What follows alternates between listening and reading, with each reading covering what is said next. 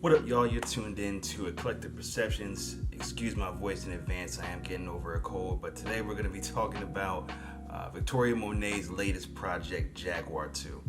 If you like what you see here, go ahead and like, share, and subscribe. As always, any support goes a long way. And without any further ado, let's go ahead and get into it. So Victoria's been on my radar for a couple years now. I first got introduced to her through her song Moment off her last Jaguar project. Love that song. Definitely still my favorite song by her to this day. And I love that project as well. It's what really made me tune in and pay attention to her because she really just checks off all the boxes as a really talented artist. First off, y'all know I'm a sucker for good writing, and quiet as it's kept, she really has one of the strongest pens in the game right now. She wrote Thank You Next and Seven Rings for Ariana Grande, along with a whole bunch of other songs for her. She wrote Do It for Chloe and Halle. She's written for Coco Jones, Chris Brown, Brandy, Fifth Harmony, Chrisette Michele. Like, she's out here. Not only that, she can dance. Her visuals are always super unique. She can actually sing, and her production is just always top notch. She's been working a lot with D-Mile, who, if y'all don't know, he was heavily responsible for pretty much the whole Silk Sonic album. He's done a lot of work with Molly Music and Ty Dolla. He's worked with her, Seven Streeter, Snow Allegra, Charlie Wilson. Just a super talented, real deal R&B producer in a time where we don't have a lot of real deal R&B. You know what? I take that back. We do. It's just not on the forefront like it was at one point in time. But that's part of the reason why I really have been paying attention to Victoria Monet, because I feel like, because R&B isn't really being pushed right now, and even in times where it was, we see a lot of like really talented artists not get the shine for one reason or another. We saw it with Jasmine Sullivan. Everyone that really knows music and it was within the community, they all know how talented and how dope Jasmine Sullivan is with her vocals and her pen and just, everything that she brings to the table. But she hasn't gotten the shine from like the mainstream and the accolades that she deserves until really this last album. That was 2 years ago, and she's been in the game, 10, 15 years?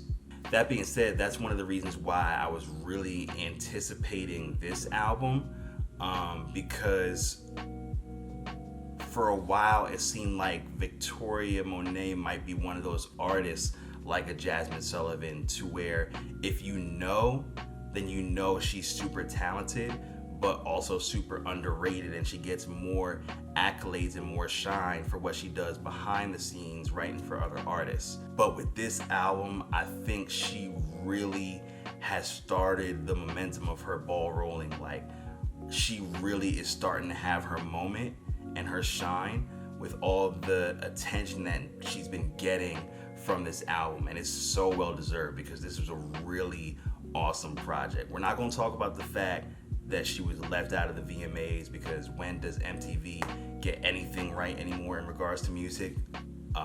But outside of that, she's really been getting her just due, with this project. Now, coming into this album, I was excited, but I didn't have as much reference point for knowing what to expect as a lot of people, because I knew she had dropped singles earlier in the year.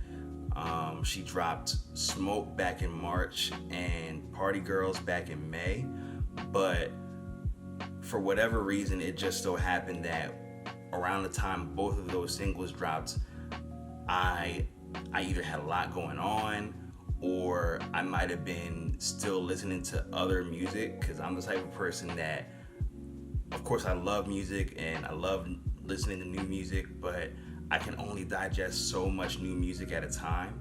And when I'm digesting, especially if it's a whole project, I really am like locked in on just that project. So I don't know if that was the case, but whatever happened, I missed both of those singles. I saw that they dropped and I saw the buzz that they were getting, but I just didn't take the time to tune into them for whatever reason. But I'm actually glad I didn't, because it made the experience of hearing everything for the first time that much better. Like, literally the only song that I had heard before the album dropped was On My Mama, and that's just because it was everywhere. Like, it was unavoidable, rightfully so. But when I spun it the first time, because I didn't know what to expect outside of that song, it made the experience that much more special. So let's just take it song by song.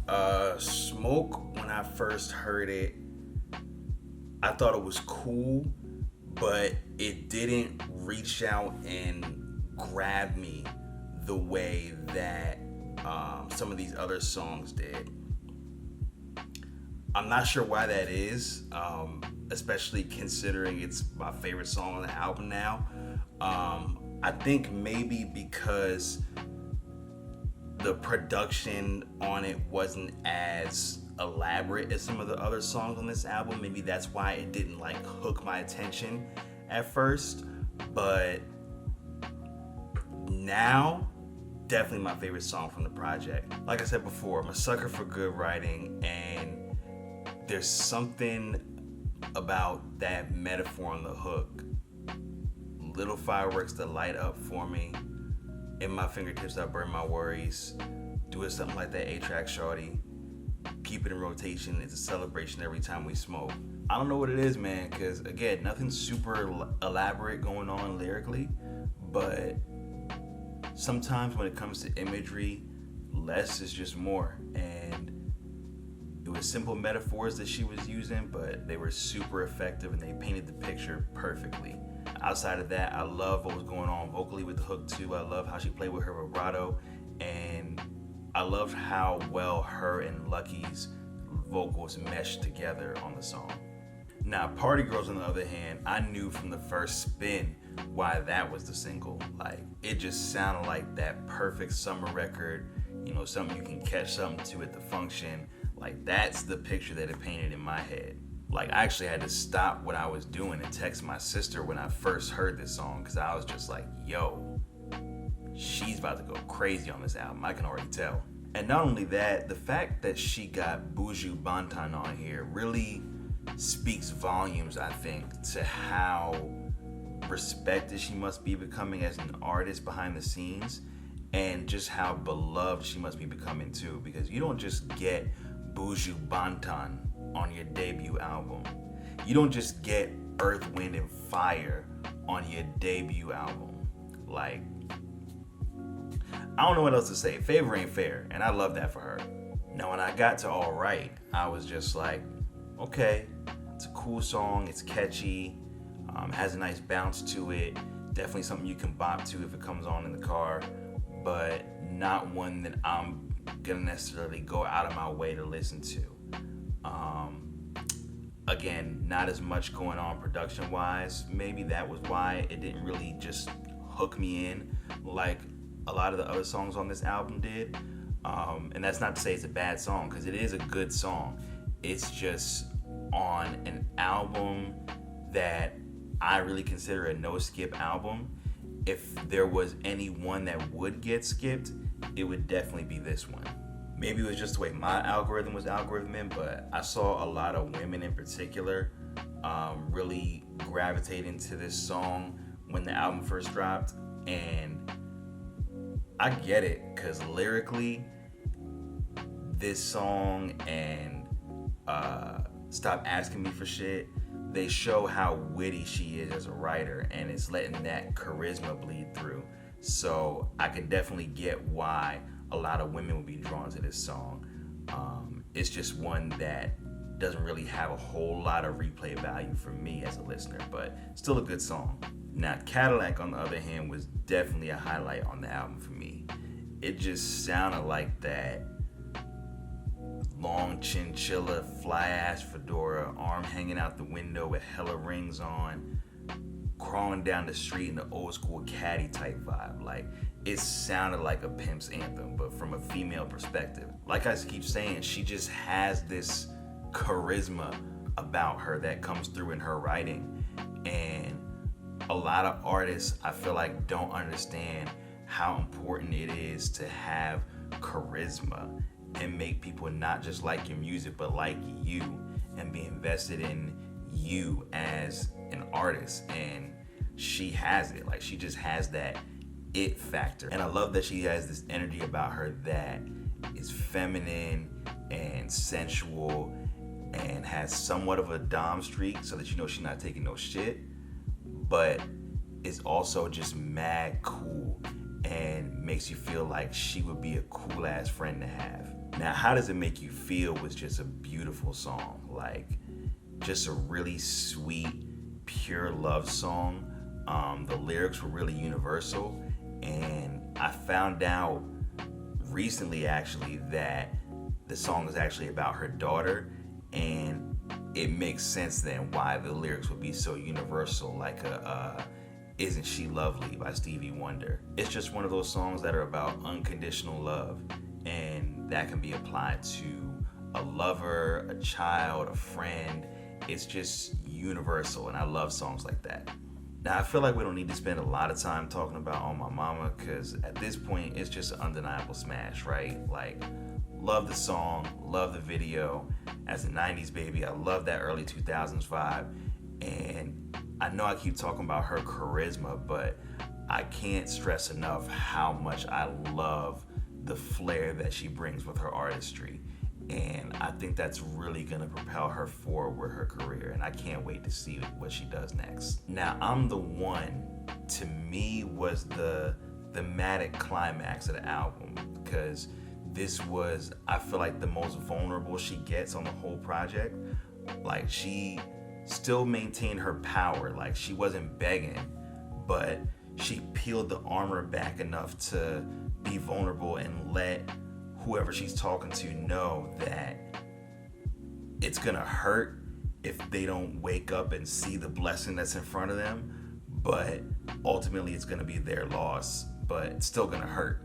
And it was super relatable, because I think we've all been there at one time or another in our life where we was really into somebody or really in love with somebody, and they just wasn't feeling the same. Like, we were just on two different pages, and you just are super frustrated because you just want to like shake them and be like, how can't you see how perfect we are for each other? Like, we've all been on one side or another of that equation, or both sides of that equation at certain points in our lives. So I felt like it was super relatable. Now let's talk about Stop Asking Me for Shit. I know I said that this was another example of her witty writing and her charisma, and it is, but I'm not gonna hold you. It definitely got an eye roll from me when I first heard it. Now, before y'all kill me, let me explain. Up until this point on the project, her tone has been one of a woman who is really resting in her power, who's not gonna let nobody take advantage of her or knock her off her square. But she was doing it in a way that wasn't just pandering to the women on Twitter who get their rocks off from bashing men. Now, for the most part, when I see that type of content, I don't even get mad for real, because to be honest, we deserve most of that shit. Like, men, I feel like, don't realize how much we dig our own graves with a lot of the shit that women be complaining about. So we honestly bring it on ourselves, but that's a whole nother topic, a whole nother video. So 9 times out of 10, when I see that type of content on my TL, I'm either just gonna keep scrolling, or if it's something I actually agree with, I'm gonna retweet it and laugh. But in the context of this song, which was already the poppiest song on the record, so it was a hard pivot from the R&B album it's been up until this point, and then for that to be what the song is about thematically, I was just like, all right, I guess. Like, sonically it doesn't sound bad. Like, this is just gonna be another one of them songs that if I'm letting the album play, I'll let it play, but I'm never gonna come back to this song out of my own volition. But then we got to that bridge. I didn't want to like it, but she made me like it because she's just that good. Like, she just doesn't miss. And I love that she refuses to be boxed in, and she's just gonna make you like it just off the strength of how undeniably talented she is musically. And I don't know how she made the transition work from that to Hollywood, but it worked.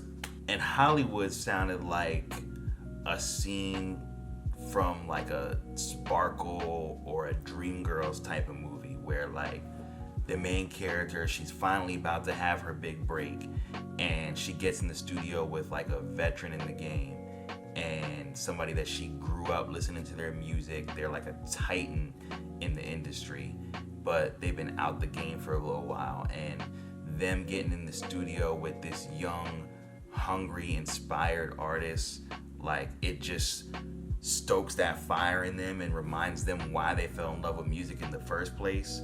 And they get in the booth and they create something magical together. That's what this song sounds like to me. And again, the fact that she got Earth, Wind, and Fire on here, like, Victoria Monet is in her moment, and we're witnessing it in real time. And I think this song gave us a really cool insight into the moment that she's actually in, because she's just a girl from Atlanta. She's been in the industry for a while, but she hasn't been like on the tidal wave yet for real. Like, she's been on the beach or like in the, you know, knee-deep section of the water, but she hasn't really got into the ocean yet. But she's standing on the precipice of that tidal wave. Like, she sees it about to hit her and carry her through, and she's just, you know, she's gonna have to find a way to remind herself to stay grounded and remember who she is and what she stands for, or else this industry is gonna drown her to where she doesn't even recognize herself anymore. And she knows that, and thematically that's really what this song is about. And I think that was really dope and really insightful to the moment in time that she's in as an artist that's really about to blow up. This song was just classic R&B. Like, it was very 70s, but in a way that wasn't like a cover or like a rip. It was very authentically influenced. Honestly, a lot of the album was, but this song more than any of them, I think. It just had that warmth to it that was very authentic. So you can tell she really grew up on this shit. You know what? I take that back. I think the most authentically influenced song on this album is definitely Goodbye. Like, I honestly had to look at the credits to be sure that Earth, Wind, and Fire wasn't on this song too, because this sounded a lot more Earth, Wind, and Fire to me than even Hollywood did. And that's the song they were actually on. And again, was super relatable, because I think we all have been in that scenario where we have this, you know, long-standing situationship or whatever you want to call it, and it's at a point where we both know that it needs to stop, it needs to end, but neither of us want to, so we just got to go back for that one more time. Sonically, I felt like it was just a really cinematic way to end the album. Like, it sounded like that curtain call performance at the end of the movie that we were just talking about. And it made me think about how emotional of a moment it's probably gonna be for her when she does this song at the end of her last show on the tour she's on right now. It also made me think about how sick I am that I'm not gonna be there to witness said moment because y'all bought up all the tickets in 2.5 seconds. Yes, I'm hating. It honestly even made me a little emotional, because it made me think about this study I read about a long time ago that said that one of the main differences between adults and kids is that adults are happy when things are over, but kids are sad when things are over. Like, if you think about us as adults, when we get to the end of a work shift or the end of a long day, or even sometimes, depending on what church you go to, the end of church, you feel this sense of like, oh my gosh, I'm glad that's over. Even with things that are supposed to be fun a lot of times, like a vacation, especially if it's like a group vacation or a family vacation, a lot of times, you're having a good time, but when you get home, there is this sense of like, I'm glad to be home and I can just relax and just chill in my own space, at least in that little window between when you gotta go back to work.